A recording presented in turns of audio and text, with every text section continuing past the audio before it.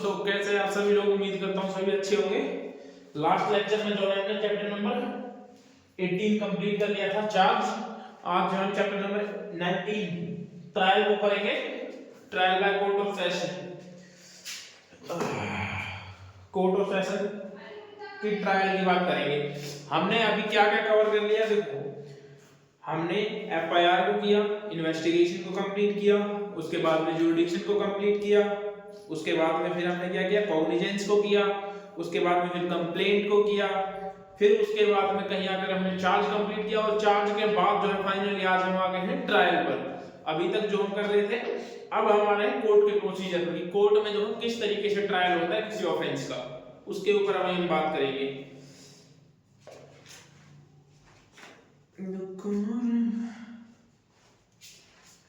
जो 248 से लेकर के 250 1 मिनट 62 तक 60 तक है। 260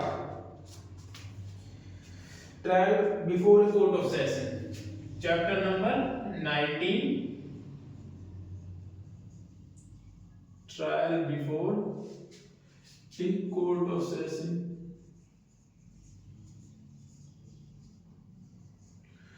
248 से 260 तक, ठीक है। ट्रायल, ये जो चैप्टर है चैप्टर नंबर 19, ये है ट्रायल कोर्ट ऑफ सेशन के सामने ट्रायल, ठीक है। इसके बाद जो चैप्टर नंबर 20 आएगा वो है कि वारंट मामलों में ट्रायल के, वारंट मैटर का ट्रायल। उसके बाद चैप्टर नंबर 21 ये समन मैटर्स का। उसके बाद चैप्टर नंबर 22 ये आता है समरी ट्रायल, समरी ट्रायल, ठीक है। तो ये जो चैप्टर है ये एक दूसरे से ही कनेक्ट है। बस क्या है कि जो ऑफेंस कोर्ट ऑफ सेशन के द्वारा ट्रायल होने वाले उन्हें कोर्ट ऑफ सेशन करता है, कि कोर्ट ऑफ सेशन किस तरीके से उसके पास केसेस आते हैं, किस तरीके से वो अपना काम करता है, इसमें हम उसकी बात करेंगे।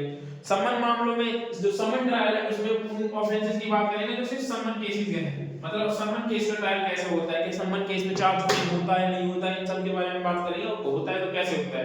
अब ये बात है चैप्टर नंबर 19 का, इसका सेक्शन नंबर 248।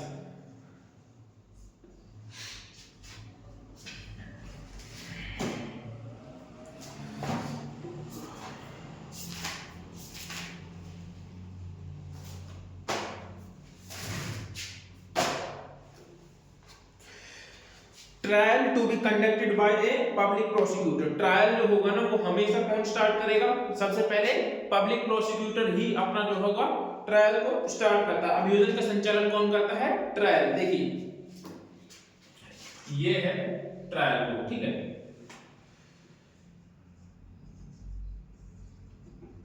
ट्रायल सबसे पहले जो स्टार्टिंग होगी ना उसको पब्लिक प्रोसिक्यूटर करता है। केस को स्टार्ट कौन करता है? Public prosecutor. पीपी साहब जो है केस को स्टार्ट करते हैं 248 में। उसके बाद क्या आता है? 248 में जब केस को स्टार्ट हो जाता है उसके बाद आता है section number 249, opening of the case. Opening case for prosecution. Prosecution जो होते हैं ना वो मामले का स्टार्ट करता है, और प्रोसिक्यूशन जो होता है उसको पीपी साहब जो है उसमें एडवोकेट होते हैं सरकार की तरफ से या विक्टिम की तरफ से। ये क्या कहता है? When the accused appear or is to brought before the court in the presence of the commitment of the case under section 232, जब कोई अक्यूज जो है मजिस्ट्रेट के सामने पेश होता है या फिर उस मैटर में जो सेक्शन 232 में जो है कोर्ट ऑफ सेशन को कमिट किए गए थे, under any other law of the time being in the force of the prosecutor shall open in case by the describing the charge. तो पब्लिक प्रोसिक्यूटर जो होगा ना वो डिस्क्राइब करेगा कोर्ट के सामने कि इसके ऊपर क्या क्या आरोप थे, इसने क्या क्या एक्ट किए हैं, कौन सा ऑफेंस किया है। उसके बाद कहता है brought against the accused and स्टेटिंग by what evidence he proposed to prove the guilty of the accused। और जो होगा अपने जो एविडेंसेस हैं, अपने जो साक्ष्य हैं उनको साबित करने का प्रस्ताव करेगा, ठीक है। इसको आप लिख सकते हैं ओपनिंग ऑफ द केस। एक इस तरीके से नहीं, मैं आपको चार्ट फॉर्म में बताऊंगा। कंप्लीट ट्रायल तो आपको कुछ छूटेगा नहीं, ये दावा है, ठीक है। देखो मान लीजिए कि ये कोर्ट है, ठीक है। ये कोई एक कोर्ट है। अब यहां पे हमेशा पहले आता है पीपी साहब, सबसे पहले पीपी साहब केस की शुरुआत करते हैं पीपी, इसको बोलते हैं 248। उसके बाद आता है 249, ठीक है, यहां से केस की शुरुआत होती है। फिर कहता है opening of the case, opening of the case को हम बोल सकते हैं opening of public prosecutor. Public prosecutor जो है अपने केस को स्टार्ट करेगा, ठीक है, ओपनिंग ऑफ केस या पब्लिक प्रोसिक्यूटर या प्रोसिक्यूटर।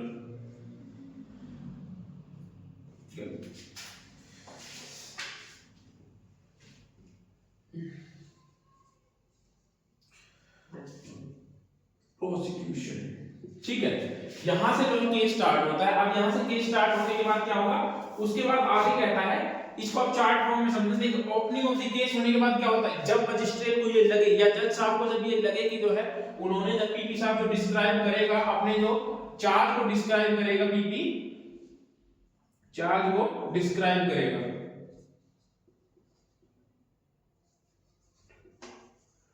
मजिस्ट्रेट के सामने, लेकिन मजिस्ट्रेट को यह लगता है कि जो इसने कोई ऐसा ऑफेंस नहीं किया है या फिर जो है ट्रायल के कोई ग्राउंड नहीं बनते हैं, तो वो क्या करेगा आगे, इससे आगे क्या होगा, मजिस्ट्रेट क्या करेगा, उसको डिस्चार्ज कर देगा, ठीक है, उसको डिस्चार्ज की एप्लीकेशन लगाएगा तभी डिस्चार्ज करेगा, ऐसा नहीं है अपने आप ही कर देगा डिस्चार्ज। इसको बोलते हैं 250 में, 250 में जो है उसको डिस्चार्ज कर देगा। डिस्चार्ज के लिए उसको एप्लीकेशन कब से लगानी पड़ेगी, उसको जो है 60 डेज के भीतर जो है, 60 डेज के अंदर, 60 दिन के अंदर जो है 60 डेज के अंदर एप्लीकेशन लगानी पड़ेगी डिस्चार्ज के लिए। और जो होगी वो 60 दिन कब से काउंट होंगे, जब से 232 का जो उसको कमिट किया है, ठीक है, 232 के कमिट की डेट से, कमिट की डेट से जो होगा उसको जो होगा वो टाइम पीरियड लगाया जाएगा। यदि 60 दिन के अंदर अंदर जो है ये क्या कर सकता है, डिस्चार्ज के लिए एप्लीकेशन लगा सकता है, ठीक है। अब क्या है, देखो दोबारा बताते हैं, ओपनिंग ऑफ द केस हमेशा पब्लिक प्रोसिक्यूटर करता है। जब भी केस जो होगा कोर्ट में जाता है तो सबसे पहले पब्लिक प्रोसिक्यूटर क्या करता है, उसको बताएगा, डिस्क्राइब करेगा कि इसके खिलाफ क्या क्या ऑफेंस और क्या क्या सबूत है। और यदि मजिस्ट्रेट को, और उसके बाद क्या होता है कि यदि मजिस्ट्रेट को ऐसा लगता है कि इसके खिलाफ जो है पर्याप्त कार्रवाई की ग्राउंड नहीं है और अक्यूज जो है डिस्चार्ज की एप्लीकेशन लगा देता है 60 डेज के अंदर में, तो वो क्या करेगा, उसको डिस्चार्ज कर देगा। उसके बाद ये सेकंड पॉइंट यही कहता है कि यदि if the consideration of the record of the case and the document submitted therewith and after hearing the submission of the accused and the prosecution in his behalf, the judge consider that there is no sufficient ground to the proceeding against the accused, he shall discharge the accused and record the reason of the writing। उसको क्या करेगा, discharge कर देगा, writing में reason को record करते हुए, reason record of writing, ठीक है, राइटिंग में रिकॉर्ड करते हुए उसको डिस्चार्ज कर देगा। चार्ट फॉर्म में मैं आपको दोबारा बताऊंगा, अभी मैं इसको एक बार ब्रीफ कर रहा हूं आपके सामने, चार्ट फॉर्म में दोबारा समझा दूंगा एक बार समझाने के बाद, ठीक है। उसके बाद आता है 251। अच्छा, मान लीजिए कि किसी पर्सन को जो है डिस्चार्ज नहीं किया गया, ठीक है, उसको जो है उसने डिस्चार्ज की एप्लीकेशन लगाई भी तो, लेकिन उसको जो है डिस्चार्ज नहीं किया गया, उसके खिलाफ जो है उसको लगता है मजिस्ट्रेट को कि हाँ इसके खिलाफ जो है ट्रायल करना चाहिए, तो वो क्या करेगा, आगे 251 में उसके खिलाफ फ्रेमिंग ऑफ चार्ज कर देगा। उसके बाद ये चार्ज फ्रेम कर देगा, चार्ज फ्रेम करेगा, 251 में आकर जो है उसके खिलाफ चार्ज फ्रेम होंगे। अब चार्ज फ्रेम में क्या कहता है, if after such consideration and hearing as aforesaid the जज is the opinion that there is ground for the presumption that the accused has committed an offence, जब मजिस्ट्रेट को ये लगे कि इस जो अभियुक्त है, जो अक्यूज पर्सन है, इसने कोई ऑफेंस किया है, तो उसके खिलाफ क्या करेगा, वो चार्ज को जो है फ्रेमिंग ऑफ चार्ज फ्रेम करेगा।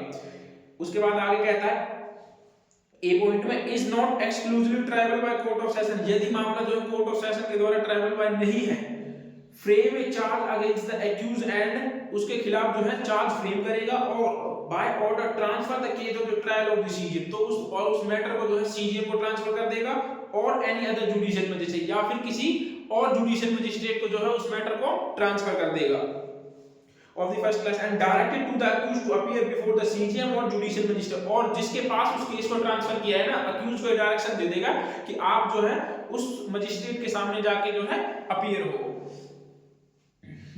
and thereupon such magistrate shall try the offence in accordance with the procedure for the trial of the warrant case। और जो मजिस्ट्रेट होगा ना उसको वारंट केस की तरह जो उसका ट्रायल करेगा, ऐसे कि जैसे पुलिस रिपोर्ट पर, ठीक है। इसमें चार्ज में क्या कहा, जब मजिस्ट्रेट को ऐसा लगता है प्रिज्यूमिंग दैट, क्या कहता है, जज की ओपिनियन है,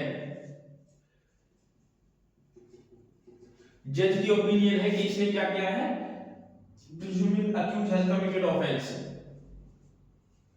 presuming accused commit offense, इसने जो है ऑफेंस कमिट किया है। उसके बाद में क्या कहेगा, उसके बाद में 2 पॉइंट कहता है कि यदि मैटर जो है कोर्ट ऑफ सेशन के द्वारा ट्रायबल नहीं है, no trial court of session, तो क्या करेगा, तो मजिस्ट्रेट जो होगा ना मैटर को ट्रांसफर कर देगा किसके पास में, मजिस्ट्रेट 2 के पास में ट्रांसफर कर देगा, या तो सीजीएम को कर देगा या फिर किसी जुडिशियल मजिस्ट्रेट फर्स्ट क्लास को ही उसको ट्रांसफर कर देगा, और अक्यूज को बोल देगा कि आप जो है उस मजिस्ट्रेट के सामने जो है पेश हो, और इन मजिस्ट्रेट के सामने पेश होने के लिए बोल सकता है। और ये दोनों जो होंगे, या तो सीजीएम खुद या फिर जुडिशियल मजिस्ट्रेट फर्स्ट क्लास, ये दोनों इसका ट्रायल ऐसे करेंगे, ऐसे ट्रांसफर होने के बाद जब इनके पास केस आता तो इसका ट्रायल ऐसे करेंगे जैसे कि वारंट केस की तरह। तो इसका ट्रायल कैसे होगा, वारंट मैटर की तरह, वारंट मैटर की तरह ऐसे होगा जैसे पुलिस रिपोर्ट पर होता है, पीआर पर, ठीक है, पीआर मतलब पुलिस रिपोर्ट पर ऐसे होगा। उसके बाद बी क्या कहता है, देखो बी को भी देखते हैं, बी क्या कहता है, it exclusively trial by court of session, he shall frame in writing in charge against the accused within the period of the 60 days from the date of the first hearing on the charge। तो क्या करेगा, यदि matter जो है trial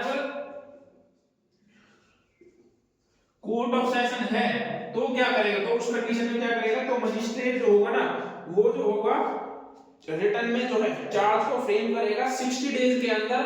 ये 60 days कब से count होंगे, in the date of first hearing of the charge, charge की आरोप लिखित करने के 60 डेज के अंदर, सुनवाई की पहली तारीख से, याद रखना सुनवाई की पहली तारीख से,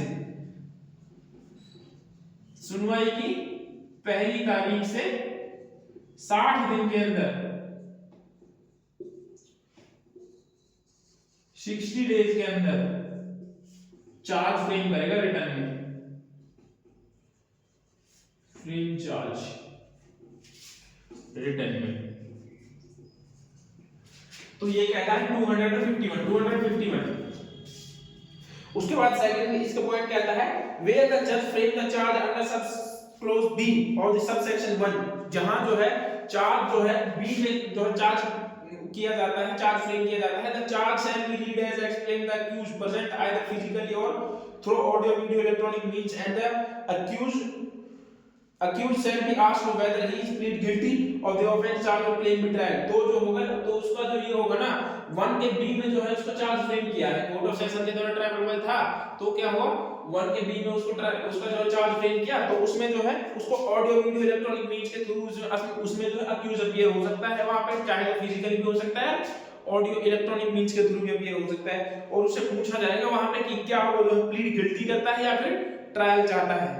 अगर वो प्लीड गिल्टी करता है तो उसको वही जो है रीजन रिकॉर्ड मजिस्ट्रेट जो है स्टेटमेंट रिकॉर्ड करते हुए उसको वहीं पे पनिशमेंट दे देगा, और यदि वो ट्रायल चाहता है तो वो आगे ही डेट दे देगा, ठीक है। मतलब सबसे पहले क्या हुआ ट्रायल कोर्ट में, देखो पुलिस कभी भी पुलिस गई, ठीक है, किसी की इन्वेस्टिगेशन लेकर के गई, आपने सुना होगा कि चालान आ रहा है कोर्ट में, चालान जा रहा है, ठीक है, चालान नहीं मतलब फाइनल रिपोर्ट जो होती है, ठीक है, फाइनल रिपोर्ट भी बोलते हैं, चालान भी बोलते हैं, 193 में जो सबमिट होता है, उसके बाद में पुलिस रिपोर्ट भी बोल देते हैं, वो जो सबमिट हो जाती है उसके बाद क्या कहता है, उसके बाद जाता है वो कोर्ट में, वहां से ट्रायल स्टार्ट होता है। कोर्ट में जाने के बाद पीपी जो होगा उसको सबसे पहले डिस्क्राइब करेगा जज के सामने 249 में, उसके बाद 50 में क्या करेगा, यदि वो क्या करेगा, डिफेंस का जो काउंसिल होता है वो क्या करेगा, ज्यादातर मैटर में, बहुत से मैटर में जो होते हैं जाते ही डिस्चार्ज की एप्लीकेशन लगा देते हैं, और जो होगा डिस्चार्ज यदि मजिस्ट्रेट को ऐसा लगता है कि कार्रवाई करने के पर्याप्त ग्राउंड नहीं है तो वो उसको डिस्चार्ज कर देगा। उसके बाद आता है 251, जब मजिस्ट्रेट को ऐसा लगता है कि हाँ इस व्यक्ति ने जो है, इस अक्यूज ने जो है ऑफेंस किया है, उसके बाद जो है उसका चार्ज फ्रेम करते हैं, और चार्ज फ्रेम में क्या करते हैं, फर्स्ट उसका 1 का ए कहता है कि यदि जो है कोर्ट ऑफ सेशन के द्वारा मैटर ट्रायबल नहीं है, यदि मैटर छोटे ऑफेंस का है तो उसका ट्रायल कोर्ट ऑफ सेशन के द्वारा नहीं हो सकता, तो उसको क्या करेगा मजिस्ट्रेट, चार्ज फ्रेम कर करके जो है उसको सीजीएम को या फिर अदर किसी जुडिशियल मजिस्ट्रेट को ट्रांसफर कर देगा, और वो जुडिशियल मजिस्ट्रेट उसको उसका संज्ञान ऐसे लेगा जैसे वारंट केस में लेता है पुलिस रिपोर्ट पर, ठीक है। तो उसका ट्रायल कैसे होगा, वारंट मामले की तरह होगा।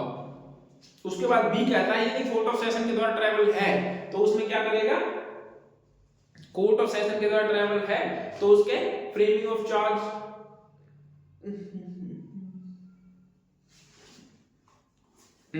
तो उसका चार्ज फ्रेम करेगा और उससे पूछेगा कि यदि वो क्या है, प्लीड गिल्टी करता है या फिर ट्रायल चाहता है। तो अगर वो प्लीड गिल्टी करता है तो उसको जो है वही मजिस्ट्रेट स्टेटमेंट रिकॉर्ड करके जो है उसको पनिशमेंट दे देगा या फिर सजा सुना देगा। उसके बाद में यदि वो गिल्टी नहीं करता है तो उसको क्या करेगा, गिल्टी नहीं करता तो ट्रायल कराएगा। उसके बाद क्या था 200 हमने कितना कर लिया था 254 55 अच्छा 51 किया था, फ्रेमिंग ऑफ चार्ज किया था 252। इसमें क्या कहता है, प्लीड गिल्टी की बात करता है। यदि जो है प्लीड गिल्टी जो मैंने लास्ट अभी नीचे बताया था कि यदि वो 251 में जब चार्ज फ्रेम होते हैं उसी समय जो उसने क्या कर लिया, उनको एक्सेप्ट कर लिया, चार्ज को जो है अक्यूज ने एक्सेप्ट कर लिया, ठीक है। तो उसको बोलते हैं plead guilty, plead guilty, plead guilty याद रखना, चार्ज को जो है एक्सेप्ट कर लिया। और उसके बाद में क्या करेगा मजिस्ट्रेट, स्टेटमेंट रिकॉर्ड करेगा और उसको कन्विक्शन कर देगा जितना भी चाहे, ठीक है। तो ये कहता है प्लीड गिल्टी, चार्ज को जो उसके खिलाफ ऑफेंस है उनको स्वीकार करना, ठीक है। और देखो अच्छा प्लीड गिल्टी और कन्फेशन कब होता है, देखो कन्फेशन हमेशा चार्ज के पहले होता है और चार्ज के बाद में यदि कन्फेशन कर रहा है तो कन्फेशन नहीं होता, होता है प्लीड गिल्टी, ठीक है। याद रखना इसी को, ये कहता है कन्विक्शन और प्ली ऑफ गिल्टी। यदि वो प्ली ऑफ गिल्टी मतलब अपने आप को गिल्टी मान लेता है तो उसको एक्सेप्ट करते हुए उसको कन्विक्शन दे देगा मजिस्ट्रेट रिकॉर्ड करके स्टेटमेंट। उसके बाद आता है 253 क्या कहता है, ये कहता है डेट फॉर प्रोसिक्यूशन एविडेंस। यदि जो है फ्रेमिंग ऑफ चार्ज के बाद वो ट्रायल चाहता है, अक्यूज जो है ट्रायल चाहता है तो उसके लिए क्या करेगा मजिस्ट्रेट, क्या करेगा वहां से जो है एक डेट दे देगा, डेट देगा। और डेट किसके लिए देगा, डेट देगा प्रोसिक्यूशन एविडेंस के लिए कि आप जो है अपनी तरफ से आप एविडेंस पेश कीजिए। उसके बाद में एविडेंस वाला जो है 54 है और ये 53 में एक डेट दे देगा। सिर्फ इतना ही याद रखिए, इसमें ज्यादा कुछ याद रखने की जरूरत नहीं है। साक्ष्यों की परीक्षा के लिए नियत तारीख कर देगा। उसके बाद 254 में जो है विटनेसेस आ जाएंगे और विटनेसेस का एग्जामिनेशन करा लेंगे, ये कहता है। उसके बाद 254 देखो क्या कहता है, एविडेंस फॉर प्रोसिक्यूशन, प्रोसिक्यूशन की तरफ से एविडेंस आ गई। अब ये क्या कहता है, on the dates of which the जज shall produce to take such evidence as may be produced in support of the prosecution, जो अभियोग के समर्थन में पेश करेगा, ठीक है, अगली तारीख पर। परंतु साक्ष्य का इलेक्ट्रॉनिक मींस के थ्रू भी आ सकते हैं साक्षी, पब्लिक सर्वेंट इलेक्ट्रॉनिक माध्यम से साक्ष्य का भी साक्ष्य लिया जा सकेगा। और जो होगा पब्लिक सर्वेंट जो होंगे वो जो क्या कर सकते हैं, वीडियोग्राफी मतलब वीडियो कॉल पे भी जो ज्वाइन करके जो है अपने एविडेंस करा सकते हैं। लेकिन इसमें ये ज्यादातर में जो होते हैं अपीयर ही होते हैं। अभी ये हुआ तो था दिल्ली में गवर्नर ने जो ये रूल बना दिया था, एक अध्यादेश निकालकर कि जो पुलिस वाले जो होंगे, दिल्ली के पुलिस जो होगी वो अब पुलिस स्टेशन में बैठे बैठे ही जो है अपनी गवाही करवा सकते हैं। तो इसके खिलाफ जो है एडवोकेट्स ने प्रदर्शन भी किया था, जिसको फाइनली वापस लेना पड़ा था। और जो कहीं ना कहीं सही भी था, सही भी है वापस ले लिया तो, क्योंकि इससे जो नेचुरल जो प्रिंसिपल है ना वो इसमें कहीं ना कहीं बाधित हो जाते हैं। फिर लोग जो न्याय मिलने के जो नेचुरल प्रिंसिपल है, क्योंकि पुलिस में देखो पुलिस स्टेशन में बैठा हुआ व्यक्ति जो है निश्चिंत होता है, अपने घर अपने प्लेस होता है उसका बैठा होता, ठीक है। लेकिन जब वो किसी के सामने बैठा होता है, ठीक है, तो उसमें बहुत इफेक्ट पड़ता है।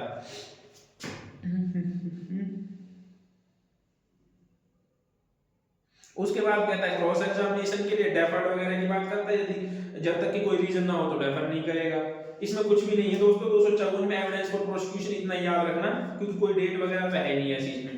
उसके बाद क्या था एक्यूटल, प्रोसिक्यूशन के एविडेंस लेने के बाद में मजिस्ट्रेट को ऐसा लगा कि यार हमने इतने सारे एविडेंस ले लिए, इतनी सारी प्रोसीडिंग हो गई, लेकिन इसके खिलाफ जो है कोई भी एक ऐसा एविडेंस ही नहीं आया जिसके खिलाफ जो है अभी तक इसको ट्रायल आगे चलाया जाए, तो मजिस्ट्रेट क्या कर सकता है, उसको एक्यूटल भी कर सकता है। If after taking the evidence for the prosecution, examination the accused and hearing the prosecution and the defense of the point, the judge consider there is no evidence for the accused committed an offence, the judge shall order of acquittal. Prosecution evidence लेने के बाद, ठीक है, मैंने वही जो भी मैंने बताया था, न्यायाधीश ये विचार कर सकता है कि इसके खिलाफ जो कोई भी अभी तक एविडेंस नहीं है तो इसको छोड़ दिया जाए। उसके बाद आता है एंटरिंग अपॉन डिफेंस। अब बारी आती है प्रोसिक्यूशन एविडेंस के बाद किसकी बारी आती है, डिफेंस एविडेंस की। जनरली तो यही है कि प्रोसिक्यूशन एविडेंस खत्म होने के तुरंत अगली डेट किसके लिए दी जाती है, डिफेंस एविडेंस के लिए दी जाती है, ठीक है। डिफेंस ये जो एक्यूटल है वो बहुत कम केसेस में होता है, बहुत कम में। उसके बाद आता है डिफेंस एविडेंस। तो जैसे प्रोसिक्यूशन एविडेंस होता है उसी तरीके से डिफेंस एविडेंस होंगे। डिफेंस एविडेंस की क्या कहता है, where the accused is not acquitted under section 255 he shall be called upon entered on his defense and adduce any evidence of may be in the support thereof। तो अपने support में क्या करेगा, evidence दे सकता है। if the accused put in any written statement on the judge shall file in within the record if the accused apply to the issue of the, कुछ नहीं है इसमें, यही है कि वो अपने खिलाफ जो है एविडेंस देगा अपने सपोर्ट में। उसके बाद आता है आर्गुमेंट पे। नाउ जब जो प्रोसिक्यूशन एविडेंस कंप्लीट हो जाए और जो है डिफेंस एविडेंस कंप्लीट हो जाए तो उसके बाद आता है आर्ग्यू की स्टेज। आर्ग्यू के बाद आता है फाइनली ऑर्डर की, ठीक है। आर्गुमेंट में क्या है, when the examination of the witnesses for the defence is complete, जब जो है डिफेंस एविडेंस कंप्लीट हो जाए, the prosecutor shall sum up his case and the accuse of his advocate shall be entered to reply. ये क्या कहता है, अच्छा, अभियोजन अपने मामले का उपसंहार करेगा और अभियुक्त को उसका अधिवक्ता को उत्तर देने होंगे। हाँ, तो प्रोसिक्यूशन क्या है, जो प्रोसिक्यूशन जो है आर्ग्यू को स्टार्ट करेगा और उनके उत्तर में जो है डिफेंस काउंसिल जो होगा वो उनके आंसर्स देगा। फिर फाइनली जो है provided that way at the end point of law raise of the accused he shall be advocate. जो कोर्ट में जो प्रैक्टिस करते हैं सामान्य तौर पर इनको पता है कि आर्गुमेंट कैसे होती है, तो कंप्लीट जो जितने भी एविडेंस आए उन सब पर जो आर्गुमेंट होती है। उसके बाद में जो है केस को लिस्ट किया जाता है फाइनल ऑर्डर के लिए। फाइनल ऑर्डर में तो 258 में जजमेंट जो है देनी होती है। उसके बाद कहता है 258 बहस कंप्लीट होने के 30 डेज के अंदर जो है उसको जजमेंट देनी पड़ेगी। एक्सीड कर सकते हैं आप सिर्फ और सिर्फ 45 दिन। 45 दिन तब है, उसके लिए भी आपको रीजन रिकॉर्ड करने पड़ेंगे। ये नहीं कि आप अपने मन से ही जो है 45 दिन तक कर सकते हैं। आपके जो टाइम पीरियड होता है वो 30 डेज का टाइम पीरियड है। आप 30 दिन तक जो है आपको जवाब देना ही होगा।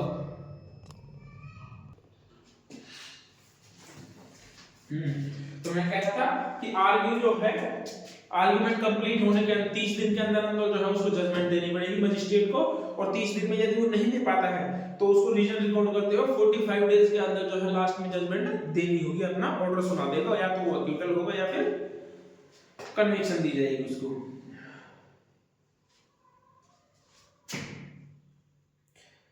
अब आप पहले यहां तक इसको समझिए, ठीक है। 258 तक जो है आप इसको समझिए, 259, 260 और इनको जो मैं अभी करवाऊंगा, लेकिन पहले आप इसको समझिए दोबारा से, ठीक है। देखो अभी मैं आपको चार्ट फॉर्म में बता देता हूं, आपको ऐसे याद हो जाएंगे बिल्कुल। देखिए मान लीजिए ये कोर्ट है, ठीक है, ये कोर्ट। अब कभी भी जब मैटर जाता है तो गवर्नमेंट की तरफ से जो होता है वो होते हैं पीपी, पब्लिक प्रोसिक्यूटर 248। ये तो सिंपल है, इसको तो आप कर लोगे, इसमें कोई नहीं। उसके बाद आता है फर्स्ट स्टेज आती है opening of the case. Opening of the case, opening of the case में क्या होता है, प्रोसिक्यूशन जो होता है ना पीपी साहब, वो क्या बताते हैं, वो डिस्क्राइब करता है ऑफेंस को कि इसने जो है ऑफेंस किया है। और उसके बाद आता है जब ओपनिंग ऑफ द केस हो जाता है, पब्लिक प्रोसिक्यूटर बताता है, उसके बाद दो कंडीशंस आती है। फर्स्ट आती है, फर्स्ट तो पहले एक डिस्चार्ज। डिस्चार्ज कितने दिन की, देखो डिस्चार्ज जो होगा ना 60 डेज के अंदर जो है 60 डेज, और ये 60 डेज कब से काउंट होंगे, 232 के सुपुर्दगी की डेट से, कमिट की डेट से, ठीक है।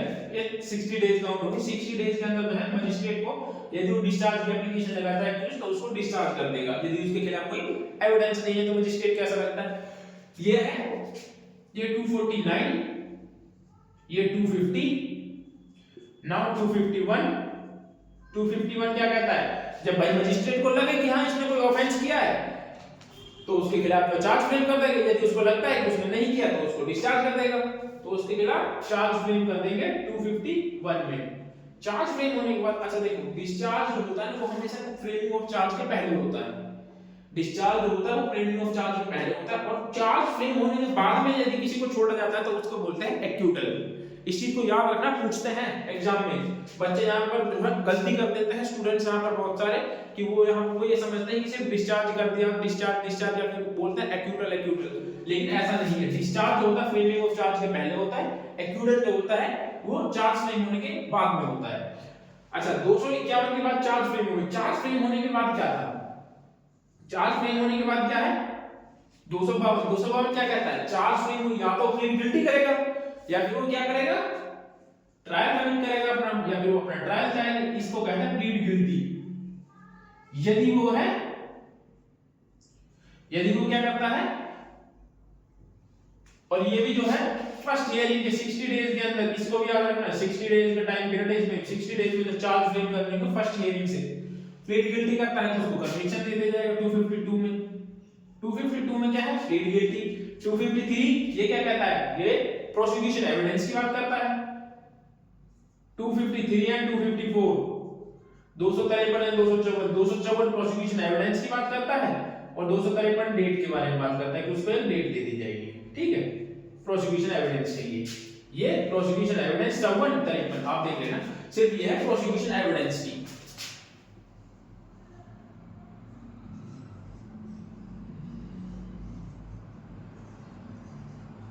Prosecution evidence.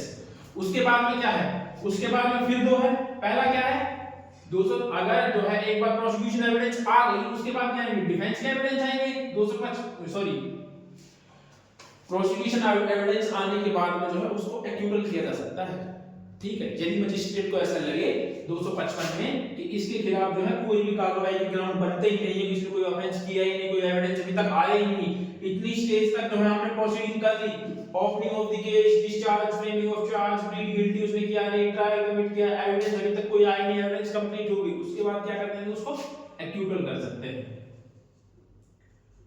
एक्यूटल। और यदि मजिस्ट्रेट एक्यूटल नहीं करता है तो उसमें उसके बाद चालू होगा डिफेंस एविडेंस।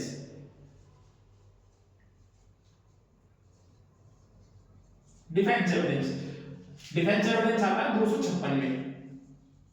उस डिफेंस एविडेंस कंप्लीट होने के बाद को कौन सी स्टेज आती है, जो कोर्ट में जाता है उनको बिना एक बार में ही ये याद हो जाए डिफेंस कंप्लीट, जो डिफेंस एविडेंस है उसको कंप्लीट होने के बाद क्या आता है, उसके बाद आता है आर्गुमेंट 257 की, ठीक है आर्गुमेंट, और आर्गुमेंट के बाद आता है फाइनली जजमेंट 258 का जजमेंट। जजमेंट इसमें दो ही चीजें होंगी, जजमेंट जो होगा ना वो 30 डेज के अंदर देने होंगे, कौन सी डेट से, आरग्यू की डेट से 30 डेज के अंदर, मैक्सिमम 45 डेज, मैक्सिमम 45 डेज। इसको भी याद रखना, यहीं पे लिख दिया मैंने। आपको एक दूसरा चार्ट और प्रोवाइड करता हूं, आपको इस तरीके से समझ में ना आए हो तो ये आप देख लेना, ये चार फॉर्म में होते हैं, ये आपको इजीली याद हो जाएंगे, ठीक है आप भी ऐसे ही याद करना। दूसरा तरीका क्या है, देखो दूसरा ये सबसे पहले इसको याद रखो, सबसे पहले ये होता है कि कोर्ट में जाने के बाद भी 248 में भी तो लिख दे ओपनिंग ऑफ द केस हुई, ठीक है देखो यहां से क्या हुआ ओपनिंग ऑफ द केस 249, ये हुआ opening of the case, opening of case. Opening of case के बाद में दो कंडीशन है, पहला इसके बाद दो कंडीशंस आएंगी, ओपनिंग ऑफ द केस तो हुआ लेकिन मजिस्ट्रेट को ऐसा लगता है कि यार कोई एविडेंस ही नहीं है तो इसको डिस्चार्ज कर देगा, डिस्चार्ज 60 डेज के अंदर, मैं टाइम पीरियड लिख दे रहा हूं आपके साथ याद रखना। और यदि डिस्चार्ज नहीं करता है तो क्या करेगा, उसके खिलाफ में 250 251 फ्रेमिंग ऑफ चार्ज कर देगा, चार्ज को फ्रेम कर देगा।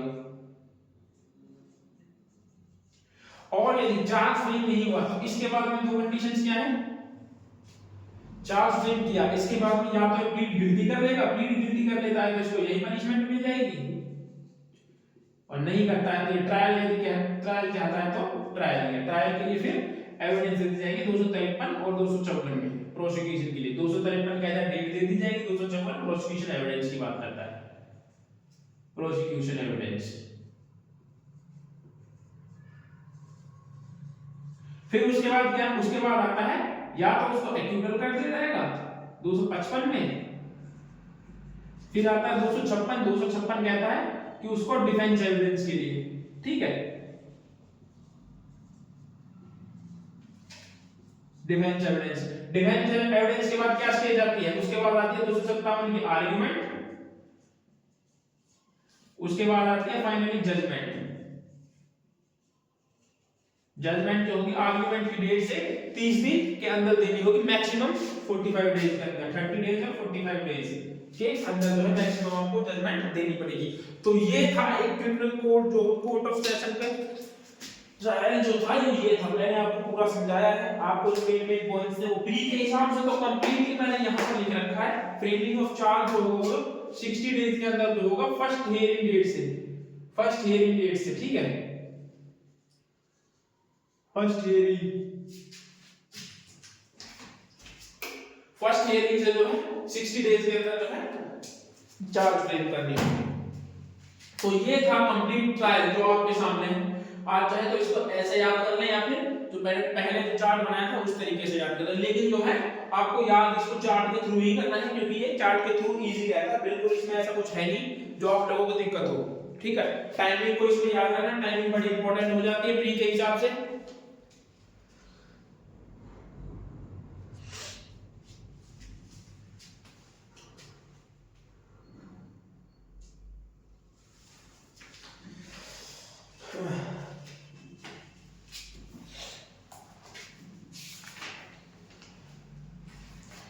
प्रीवियस कन्विक्शन एंड 222 में मामले में प्रोसीजर क्या कहता है ये, ऐसे मामले में जिसमें 234 की उपधारा 7 के उपबंधों में प्रत्येक पूर्व दोषसिद्धि का आरोप लगाया गया है और अभियुक्त यह स्वीकार नहीं करता कि उसके खिलाफ आरोप अभिकथन के अनुसार उसे पहले दोषित किया गया था, न्यायाधीश उक्त अभियुक्त को धारा 252 या 258 के अधीन दोष सिद्ध करने के बाद अभिकथित पूर्व दोष सिद्धि के बारे में साक्ष्य ले सकेगा और उसको निष्कर्ष को अभिलिखित कर सकेगा। 58 के दोष सिद्ध नहीं किया जाता है तब तक न तो आरोप न्यायाधीश द्वारा पढ़कर सुनाया जाएगा, न अभियुक्त से उस पर अभिवचन करने को कहा जाएगा और न पूर्व दोष सिद्धि का निर्देश अभिवचन द्वारा उसके दिए गए किसी साक्ष्य में दिया जा सकेगा। देखो पहले 259 को देखते हैं क्या कहता है। आप 259 पे आते हैं, आप जो है इस चैप्टर को कंप्लीट कर लेंगे, क्योंकि अब ये जो है ना इतने वो नहीं है, अब ऐसा एक ट्रायल का है, ट्रायल होता है वो हमेशा फास्ट ही होता है, क्योंकि इसमें समझने को ये एक ही चीज है, तो कोर्ट में जाता है उसको तो एक ही बार में समझ में आ जाएगी, उसको तो बताने की भी जरूरत नहीं है, वो एक बार चार्ट देखेगा, हाँ इसके बाद ये स्टेज आती है और वो कर लेगा इसको। उसके बाद आता है 259 प्रीवियस कन्विक्शन, ऐसा ही है ना, प्रीवियस कन्विक्शन 252 और 258 ये तो जजमेंट के हो गया, और 252 में क्या प्ली गिल्टी, ये क्या कहता है देखो, in the case where the previous conviction is charged under the provision of the subsection 7 of the section 234 में भी आपने देखा होगा प्रीवियस कन्विक्शन का था, जिसमें मैंने ये कहा था कि यदि जो चार्ज फ्रेम करते टाइम पे उसने कोई प्रीवियस अपराध किया है तो उसको भी उसमें मेंशन कर सकते हैं, ठीक है। जब हम चार्ज पढ़ रहे थे, चार्ज था ना, चार्ज जब हम पढ़ रहे थे तो उसमें मैंने बताया था कि उसके 7 सब क्लोज में कहा गया था प्रीवियस कन्विक्शन की बात करी गई थी, मजिस्ट्रेट जो है उसे भी उसमें लिख सकता है चार्ज में। अब ये उसी की बात करेगा पूर्व दोष सिद्धि, यदि जो है अक्यूज्ड जो है प्रीवियस कन्विक्शन को एक्सेप्ट नहीं करता है तो उसके खिलाफ जो है न्यायाधीश एविडेंस ले सकता है और उसके खिलाफ जो है एविडेंस ले सकता है। उसके प्रीवियस कन्विक्शन कैसे सिद्ध होगा, या तो जो है कैसे सिद्ध होगा, 2 तरीकों से होगा। पहला, या तो जो है जिस जेल में वो बंद रहा उस जेलर के द्वारा जेलर का रिकॉर्ड, या फिर जो है दूसरा कोर्ट ऑर्डर, इन 2 तरीकों से जब प्रूव हो जाएगा तो उसको प्रीवियस कन्विक्ट है, ठीक है। उसके बाद प्रोविजो क्या कहता है, परंतु जब तक अभियुक्त धारा 252 या 258 के अधीन दोषित नहीं कर दिया जाता तब तक न तो ऐसे आरोप न्यायाधीश द्वारा पढ़कर सुनाए जाएंगे, न अभियुक्त से उस पर अभियोजन करने को कहा जाएगा और न पूर्व दोषसिद्धि का निर्णय। हाँ, ये कहता है कि जब तक 252 या 258 का निर्णय नहीं आ जाता, 252 मींस प्लीड गिल्टी, या तो जब तक वो प्लीड गिल्टी ना कर ले या फिर जब तक कि उसका ऑर्डर का जजमेंट ना आ जाए तब तक जो है इस प्रीवियस कन्विक्शन के ऊपर अभियोजन नहीं किया जाएगा और न ही जो है इसको पढ़कर सुनाया जाएगा उसको। उसके बाद आता है 260 procedure in case of instituted under subsection 2 of the. देखो, कोर्ट ऑफ सेशन कभी भी डायरेक्ट कॉग्निजेंस नहीं लेती किसी भी मैटर में, ये हमने पहले भी बताया था, और सिर्फ एक मैटर को छोड़ करके। ठीक है, वो कौन सा मैटर है? वो है मैटर 222 का सब क्लोज 2, जो हमने पहले जब भी बताया था, जब हमने ये सेक्शन पढ़ा था, और अभी भी बता रहे कि ट्रायल कोर्ट कभी भी डायरेक्ट संज्ञान, कोर्ट ऑफ सेशन जो होती है ना, कभी भी ट्रायल कोर्ट नहीं है, ट्रायल मतलब डायरेक्ट संज्ञान नहीं लेती, डायरेक्ट कॉग्निजेंस कभी भी नहीं लेती। ठीक है, ये इनडायरेक्टली लेती है, इसको जो होता है केस ट्रांसफर हो गया है, ट्रांसफर जो हमने पढ़ा था 211, 212, 213, 214। ठीक है, ये सब, या फिर सप्लाई ऑफ डॉक्यूमेंट के बाद हम 233, 32 को पढ़ते हैं, तो उसमें भी ये बात होती है। ठीक है, कि डायरेक्ट जो लेती है, ये एक्सेप्ट एक ही को लेती है, 222 के सब क्लोज 2, 222 के सब क्लोज 2। यदि ये ऑफेंस किया है तो कोर्ट ऑफ सेशन जो होगी डायरेक्ट उसका कॉग्निजेंस ले सकती है। तो उसी के बारे में बात करता है अभी।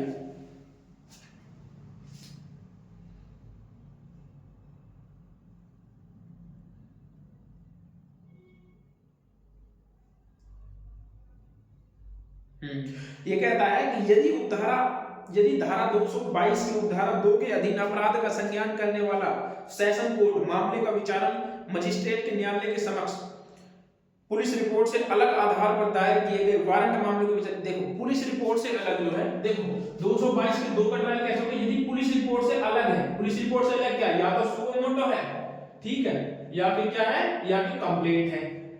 ठीक है, यदि इन दो पर है तो उनका कॉग्निजेंस ऐसे होगा, उनका ट्रायल किस तरीके से होगा? उनका ट्रायल ऐसे होगा जैसे कि वारंट मैटर का होता है। ठीक है, वारंट मैटर का, वारंट केसेस का याद रखना ये चीज। ये कहता है इसका फर्स्ट, परंतु जब तक सेशन न्यायालय उन कारणों को लेखबद्ध किए जाएंगे अन्यथा निर्देशित न हो, देता है कि उस व्यक्ति की जिसके विरुद्ध अपराध का किया जाना विकथित अभियोजन के साक्षी के रूप में परीक्षा की जा सकेगी।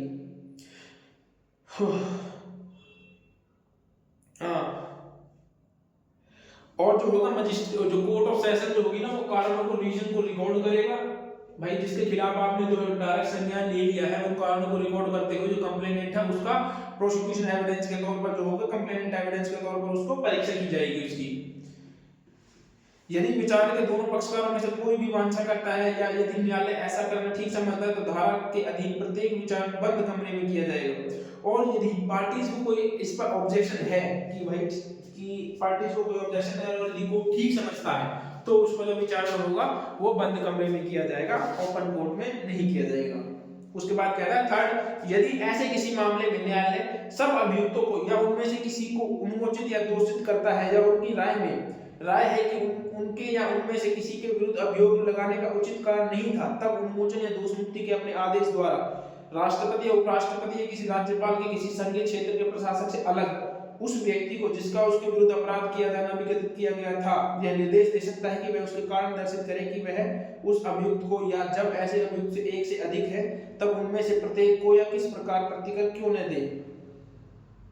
देखो, यदि उसके खिलाफ जो है, यदि किसी व्यक्ति के खिलाफ कंप्लेंट की, ठीक है, और कंप्लेंट में और फाइनल में ये निकल के आया कि इन लोगों के खिलाफ जो है झूठे एलिगेशन लगाए गए थे और मजिस्ट्रेट जो है उनको रिलीज करने का ऑर्डर या डिस्चार्ज कर देता है, तो मजिस्ट्रेट जो कंप्लेनेंट होगा ना उससे पूछेगा कि आप बताओ कि अब आपके ऊपर जो है आपको ऊपर जुर्माना क्यों न लगाया जाए। उसको सो कॉज नोटिस दिया जाएगा कि आप बताइए कि क्यों न लगाया जाए।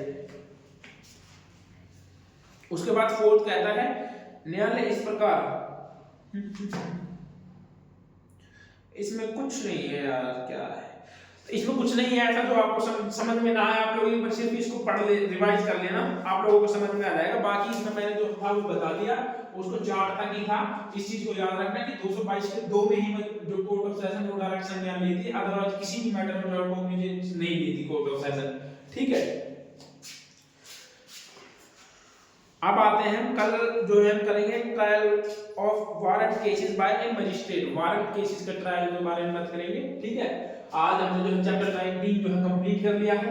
अब जो है जितने भी चैप्टर्स होंगे वो एक लेक्चर में जो है एक के बाद एक जो है कंप्लीट हो जाएंगे। अब उनमें ऐसा कुछ भी नहीं है जो ना हो। अब लास्ट में जो आएगा आई थिंक वो बेल का चैप्टर होगा जिसमें टाइम लगेगा। बाकी सारे चैप्टर में जो एक एक दिन में जो है कंप्लीट हो जाएंगे। तो आज जो है हाफ बीएनएसएस जो है हमारी कंप्लीट हो ही गई है वैसे भी, और जल्दी ही जो है 1 महीना ही लगेगा। अब तो 1 महीना में भी 1 महीने से ज्यादा लग जाए अगर कुछ काम नहीं हुआ तो। बीच में अगर कोई काम आ जाता है तो लेक्चर रिकॉर्ड करने में दिक्कत आती है फिर। तो नेक्स्ट वीडियो में जो है वारंट केसेस को पढ़ेंगे। आप जो है इनको थोड़ा बहुत पढ़ के आइएगा। वारंट केसेस क्या होता है, देखो मैं इसमें 2 तरीके के होते हैं। वारंट केस 2 तरीके के होते हैं। पहला एक तो वो बेस होते हैं पुलिस रिपोर्ट पर, और दूसरे बेस होते हैं कंप्लेंट पर। ठीक है, अब जैसे मैंने चार्ट के थ्रू आपको बताया ना, उसी तरीके से जो है मैं आपको वारंट केस का भी बताऊंगा। सेम ऐसा ही प्रोसीजर है, आप लोगों को ये याद रखना पड़ेगा। बस आप लोगों को इसको याद रखना पड़ेगा। सेम ऐसा ही प्रोसीजर, उसमें भी ओपनिंग होती है। ठीक है, 261 में। उसके बाद फिर उसमें भी फिर क्या होती है, उसमें भी 2 कंडीशन होती है, या तो उसको डिस्चार्ज कर देता है, 260 डिस्चार्ज हो जाता है वो 262 में। उसके बाद या फिर उसको क्या करते हैं, फ्रेमिंग ऑफ चार्ज करते हैं, चार्ज फ्रेम करते हैं 263 में। या फिर क्या होता है उसके बाद फ्रेमिंग ऑफ चार्ज होने के बाद प्लीड गिल्टी कर लेता है 264 में, प्लीड गिल्टी कर लेता है। प्लीड गिल्टी के बाद क्या स्टेज आती है, प्लीड गिल्टी यदि नहीं करता है तो फिर एविडेंस लिए जाते हैं 264, ये 265 में प्रोसिक्यूशन एविडेंस, और सॉरी 265। उसके बाद ये क्या है 266 में क्या आएगा, डिफेंस एविडेंस। ये था पुलिस, ये है पुलिस रिपोर्ट की। ठीक है, पीआर जो पुलिस रिपोर्ट पर आधारित जो मैटर्स होता है ये उनका चार्ट है। उसके बाद में आगे आता है कंप्लेंट का। कंप्लेंट या सो मोड होगा, वो किस तरीके से होते हैं। ठीक है, अभी इसको यहीं पे रोक के रखना, आगे नहीं जाना। उसके बाद कंप्लेंट किस तरीके से होता है, अब जैसे इसमें ठीक है कंप्लेंट के बेस पर सेम यही है। इसमें 267 से जो है डायरेक्ट जो है प्रोसिक्यूशन एविडेंस ले लेगा। प्रोसिक्यूशन एविडेंस के बाद 268 में डिफेंस एविडेंस, सॉरी क्या आ जाएगा, डिस्चार्ज आएगा। उसके बाद डिस्चार्ज आ जाएगा। नाउ फिर 269 में क्या आ जाएगा, फ्रेमिंग ऑफ चार्ज आ जाएगा। Framing of charge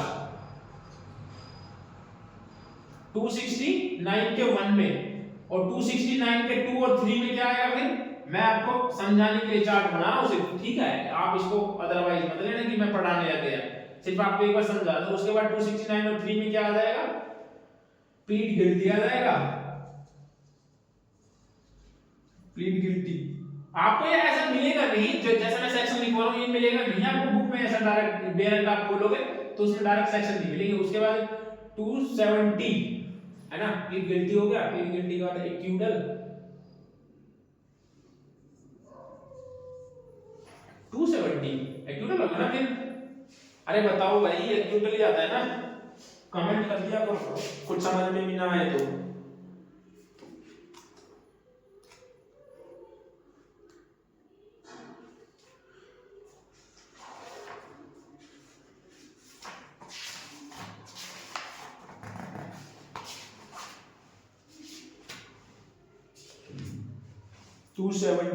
evidence for defence है यार,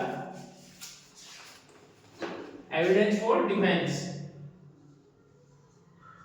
एविडेंस ऑफ डिफेंस। ठीक है, उसके बाद में क्या आ जाएगा, 271 में आएगा आर्ग्यूमेंट। आर्ग्यूमेंट यहां से जो डिफेंस एविडेंस खत्म होने के बाद मैटर कहां जाता है, मैटर आता है आर्ग्यूमेंट पे। तो ये फाइनली 271 में आर्ग्यूमेंट, 271 में नहीं 352, 352 में ये लगेगा आर्गुमेंट पे, उसके बाद में जो होगा 271 में क्या होगा, या तो उसको एक्यूटल कर देगा या फिर उसको फाइनली कन्विक्शन दे देगा, मतलब जजमेंट आ जाएगी। तो ये इस तरीके से होता है समझो। इसमें दो चैप्टर्स हैं, A and B, police report A है एंड कंप्लेनेंट बी है, ठीक है। जब भी हम मैटर को इसी पुलिस रिपोर्ट पर स्टार्ट होता है तो सेम ऐसे ही स्टार्ट होता है जैसे चैप्टर नंबर 19 में स्टार्ट हुआ था, वही चार्ज सेम है इसमें भी, बस इसमें कहां पे दिक्कत है 266 पर। इसको याद रखना, यहां से जो है 267 पर जो है एविडेंस के लिए दोबारा से जाता है, उसके बाद फिर डिस्चार्ज होता है, फिर फाइनली फ्रेमिंग पे आता है, फिर प्लीड गिल्टी होता है। आप लोग चार्ट को याद कर लोगे तो बहुत इजी हो जाएगा। उसमें भी यही है जो सेम उसमें थे, चार्ज जो है 60 डेज के अंदर और जब डिस्चार्ज होता है 60 डेज के अंदर, ये भी टाइम पीरियड वही है इसमें भी, और इसमें भी 30 डेज और 45 डेज है जजमेंट के लिए जो है, ठीक है, एविडेंस। तो इस चीज को आप याद रखना। बाकी प्लीड के हिसाब से आपको कुछ नहीं छूटेगा, ये मेरा दावा है। और कोई भी केस लॉ जो है उसके ऊपर में फाइनल में जब लास्ट कंप्लीट कर लेंगे तो एक वीडियो बनाऊंगा जिसमें सिर्फ केस लॉज होंगे, 2-3 वीडियो रहेंगी उनकी भी, कोई भी केस लॉज छोड़ेंगे नहीं आपके लिए। उम्मीद करता हूं आप लोगों को अच्छा लग रहा होगा, और यदि आपको कुछ समझ में ना आ रहा हो ना तो कमेंट बॉक्स में जो कमेंट करके बता दीजिएगा, मैं उस जो होगा उस टॉपिक पे जो एक लेक्चर और बनाऊंगा और आपको एक समझाने की दोबारा से कोशिश करूंगा। और जब भी आप पढ़ने बैठो तो आप लोगों के पास जो है बेरेक्ट जरूर होना चाहिए, कॉपी पेन अपने पास रखें ताकि जो है हैंड टू हैंड जो है आप नोट्स बनाते हुए चले, क्योंकि अभी जो नोट्स बन जाएंगे ना हैंड टू हैंड, वो फिर बाद में नहीं बनेंगे। और नोट्स बनाना बहुत जरूरी होता है यदि आपको किसी भी एग्जाम को जो है क्लियर करना है तो।